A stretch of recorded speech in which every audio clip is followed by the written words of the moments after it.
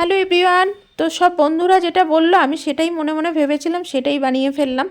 তো চলো আমি কিভাবে বানালাম, ঠিক হয়েছে কিনা তোমরা বলবে। আলু আর কলাটাকে সেদ্ধ করে রেখেছিলাম, তোমরা দেখেছো। ওর ভেতরে একটু চিনি, নুন, হলুদ, লঙ্কা বাটা আর কাশ্মীরি রেড চিলি, গরম মশলা দিয়ে ওই পেস্টটা মেখে নিলাম। একটু কিন্তু চালের গুঁড়োও দিয়েছি যাতে ওটা ধরে রাখার জন্যে আর কি, বড়াটাকে আর কি, কোপ্তাটাকে। তো কোপ্তা শেপে বানিয়ে লাল লাল করে ভাজতে দিয়ে দিলাম।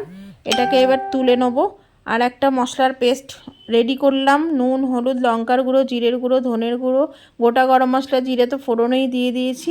সব দিয়ে জল দিয়ে ওই মশলাটা দিয়ে দিলাম। আর টমেটো, কাঁচা লঙ্কা আর একটু তিল আমি পেস্ট করে নেবো যাতে গ্রেভিটা ঘন হয়, কারণ যেহেতু পেঁয়াজ দেবো না আজকে। সেই গ্রেভিটাও ঢেলে দিলাম, নাড়াচাড়া করে সুন্দর করে একদম নুন টুন দিয়ে একদম দারুণ একটা ব্যাপার হয়ে গেল। তারপরে ওই কন্টেনার থেকে জলটা দিয়ে দিলাম, ম্যাশ করা আলুটাও ঢেলে দিলাম, কসুরি মেথি একটু নামাবার আগে দিলাম, আর একটু গরম মশলার গুঁড়ো দিয়ে কোপ্তাগুলো ছেড়ে নিয়ে নামিয়ে ফেললাম কোপ্তা কারি।